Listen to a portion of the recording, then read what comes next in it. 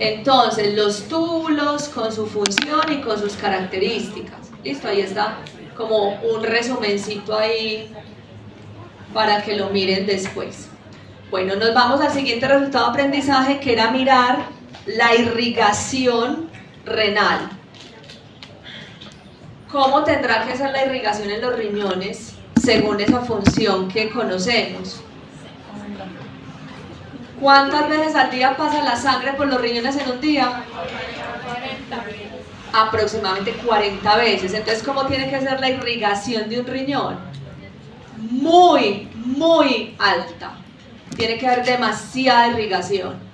Entonces, en esta imagen nos muestran una parte del riñón, su corteza, que sería como toda esta parte externa, su médula, y ¿qué sería lo que la membranita que tenemos aquí afuera en el riñón? La cápsula. Muy bien. Miren entonces acá la cantidad de vasitos sanguíneos que hay. Profe, ¿yo me tengo que aprender todo eso? No, eso está en los libros. Pero usted sí tiene que saber que es un órgano demasiado irrigado. Usted corta un riñón, pues en vivo, o corta un hígado y eso le sale sangre y sangre y sangre, porque miren la cantidad de vasitos que tiene.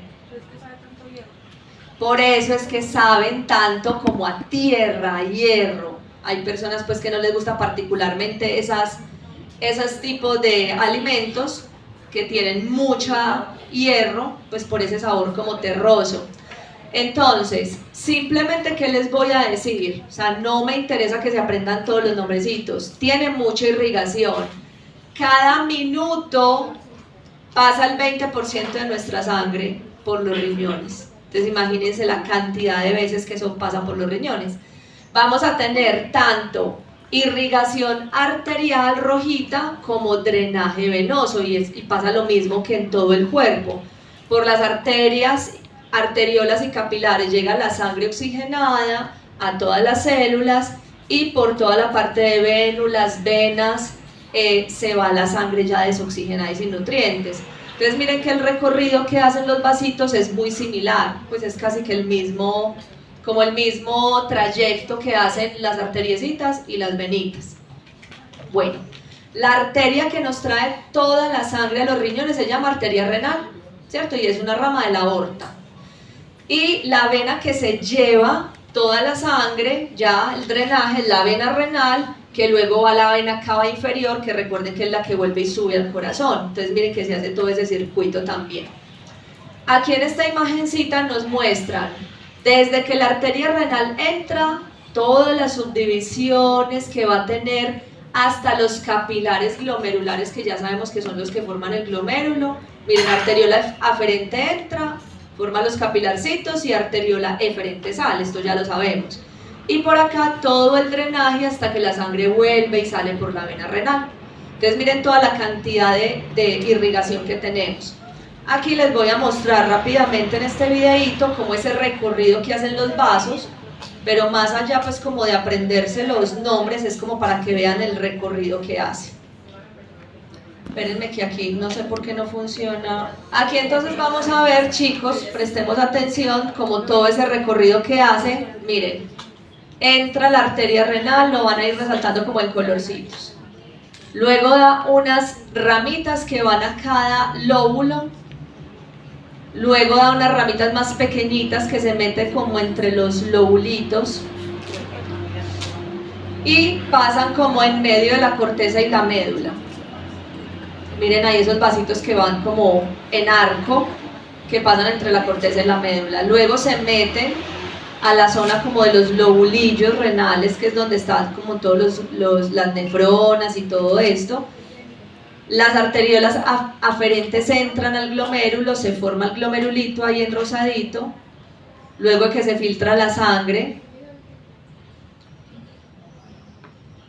sale, bueno ahí están explicando, se filtra pues toda la sangre, ya ahí está la nefrona, sale la sangre por la arteriola eferente, se forma un montón de capilarcitos que le dan como vueltas, forman como una red alrededor de los túbulos de la nefrona, y miren que ya comienza a convertirse en venulitas, en capilares venosos, luego en venulita, que sigue el mismo recorrido ya, pero de salida, vean que ya vas para afuera.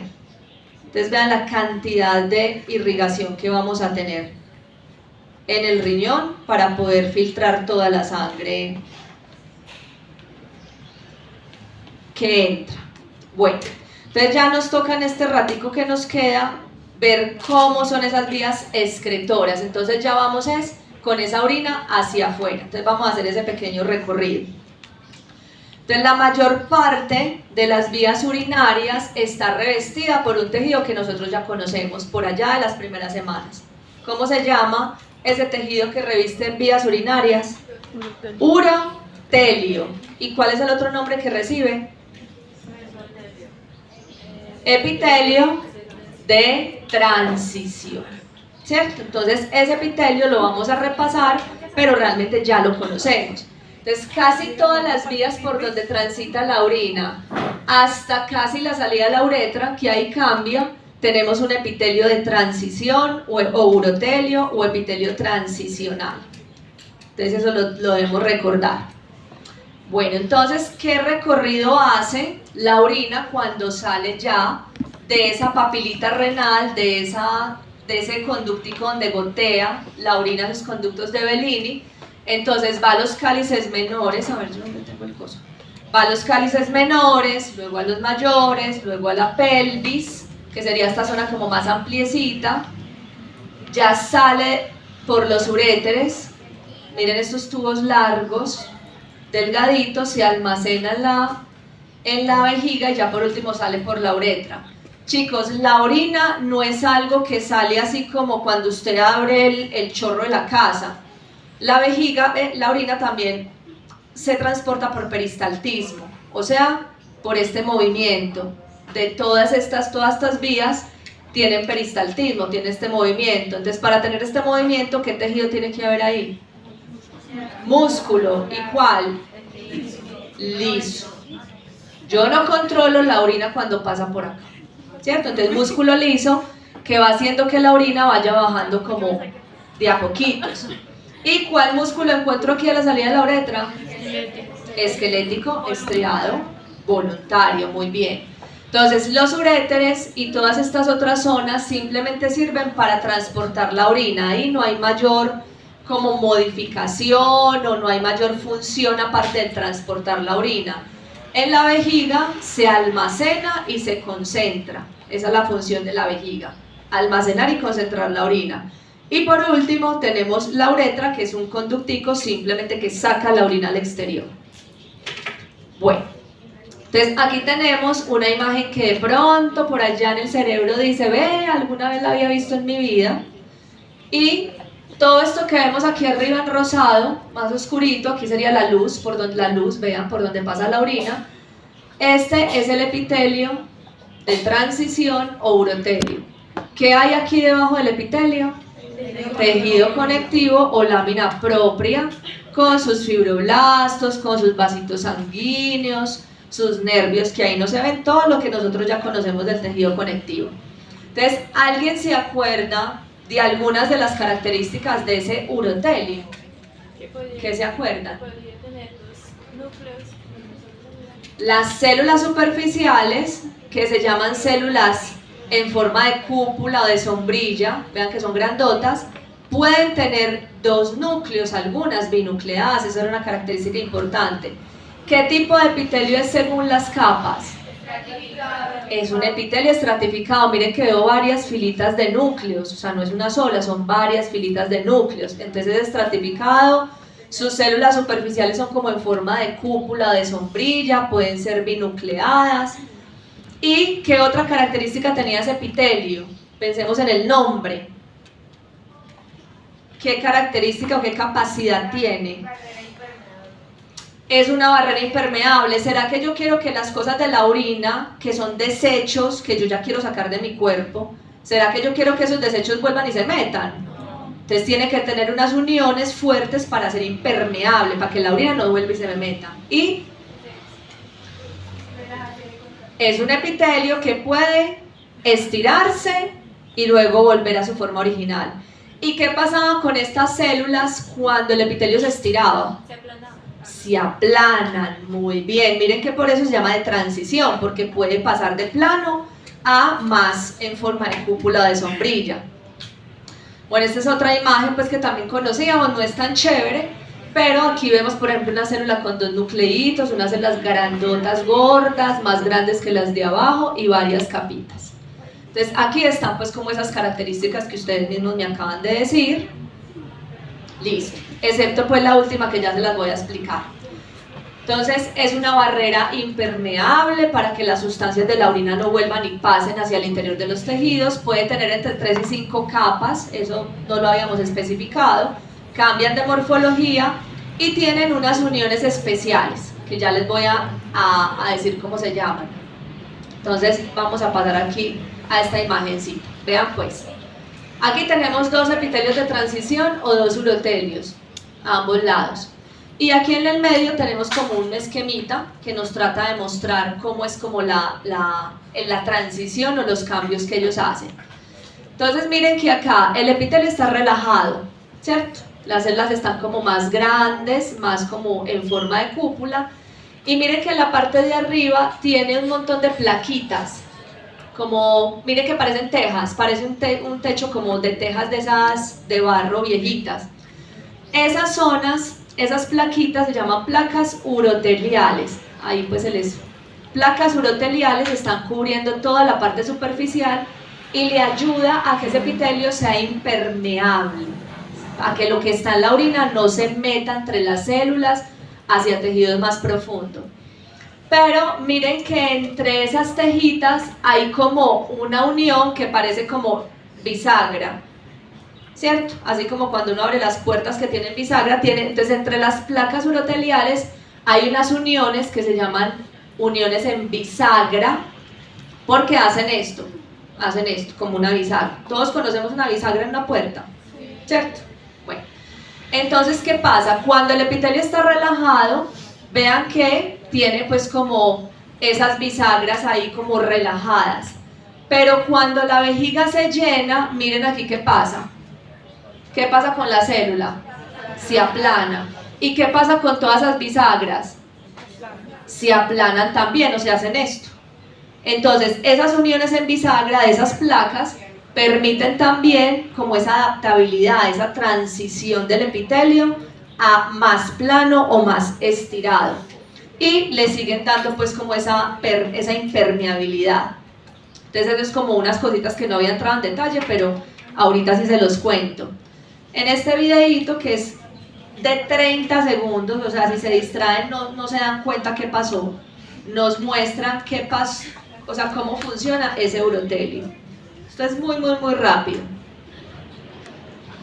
Entonces miren, ahí nos muestran los riñoncitos, nos muestran la vejiga, nos vamos a ir al interior de la vejiga y vean, nos muestran el epitelio de transición con sus células como en cúpula, como medio irregulares en la superficie, un epitelio de varias capas. Y vean cuando la vejiga se llena, cómo se aplana. Y si vaciamos la vejiga, vuelve y se vuelven a su forma original. Miren aquí, volvámoslo aquí a poner. Entonces cuando la vejiga está llena, todas esas regiones interplaca y esas bisagras se estiran y se aplanan. Y el epitelio se pone más aplanado en su superficie, en las células más apicales. Y cuando se vacía la vejiga, vean, a su forma original, por eso se llama de transición. Y vean las celulitas que tienen algunas, dos nucleitos, ¿cierto? Miren aquí las células binucleadas en forma como de cúpula o de sombrilla, grandotas, más grandes que las de abajo. Bueno, entonces miren que es algo muy rápido, pero ahí medio le muestra a uno qué es lo que pasa. Bueno, continuando entonces, porque este urotelio pues había que repasarlo porque es el que cubre casi todas las vías urinarias. Entonces miremos acá, vamos a ir saliendo y ya con eso terminamos. Entonces aquí tenemos los cálices menores, son los que drenan cada una de las pirámides renales aquí en la zona de la papila. Miren que forma como una copita. se juntan 2 o 3 cálices menores y forman una copa mayor, que es el cáliz mayor. Luego se juntan 2 o 3 cálices mayores y forman la pelvis renal, que es esta zona amplia. Y por último sale por el uréter esa orina.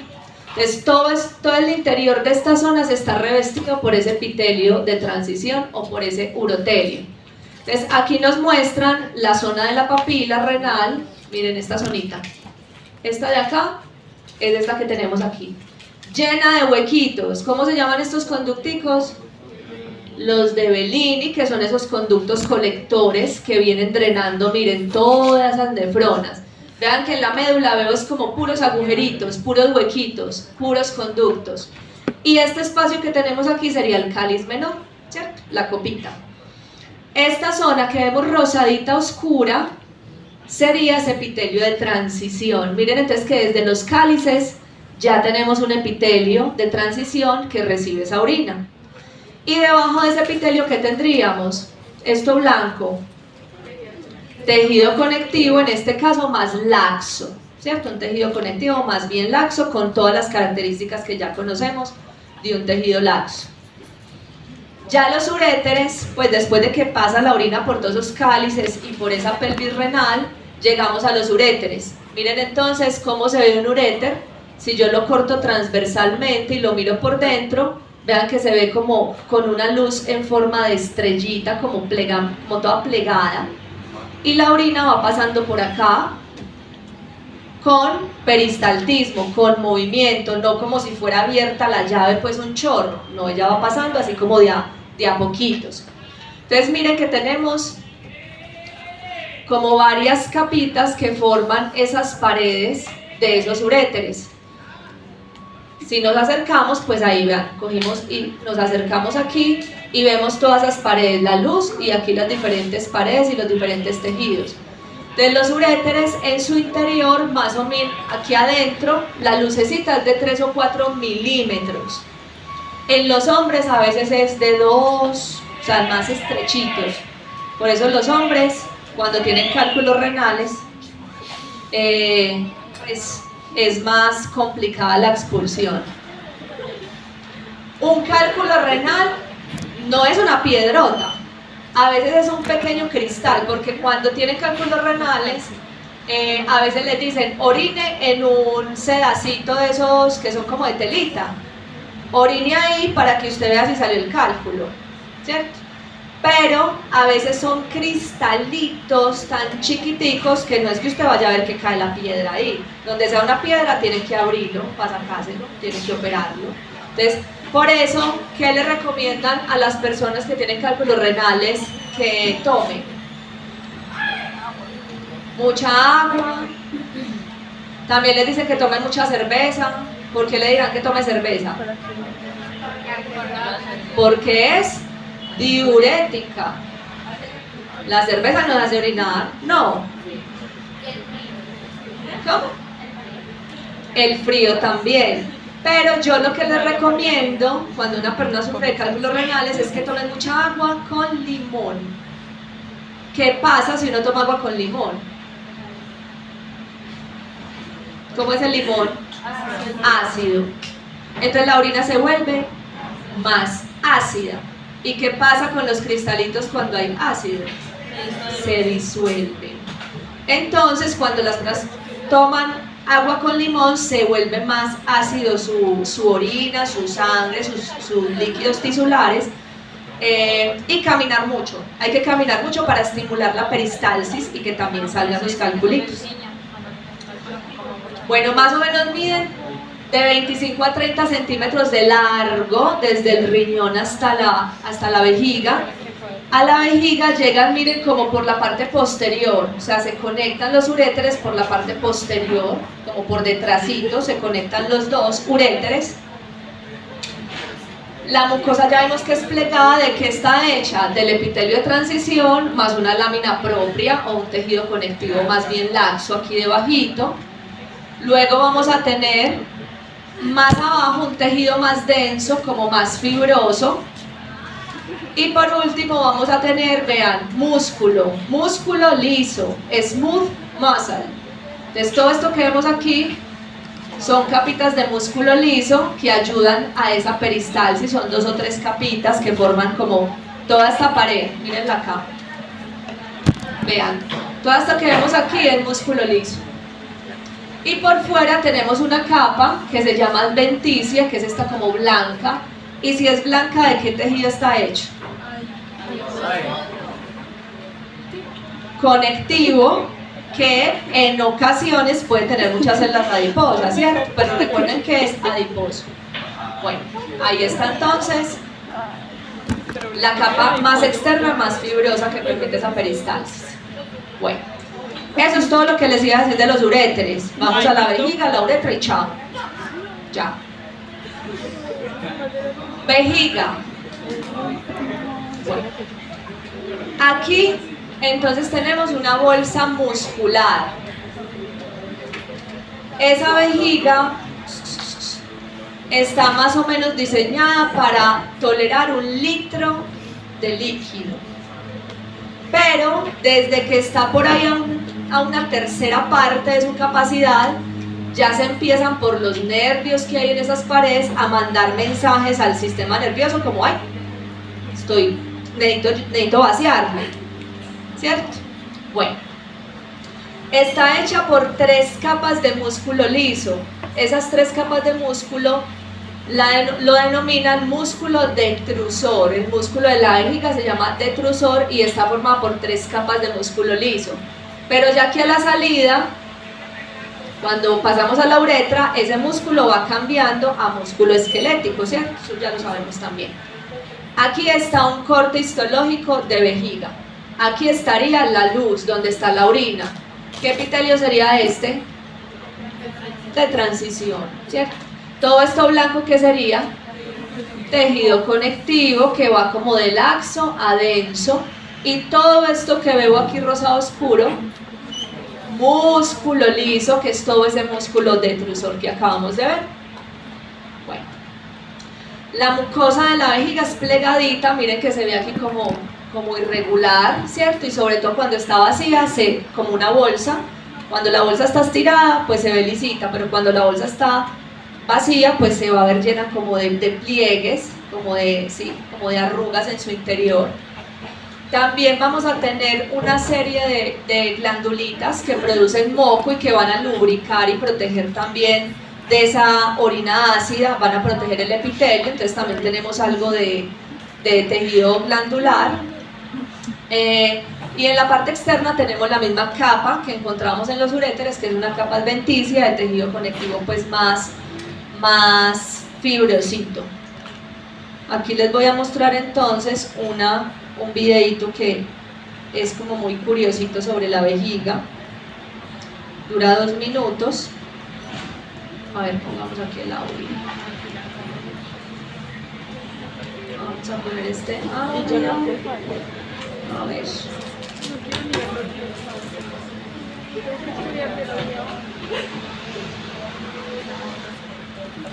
A ver si aquí funciona el audio. Las funciones de la vejiga. Ah, sí. Vamos a escuchar este video.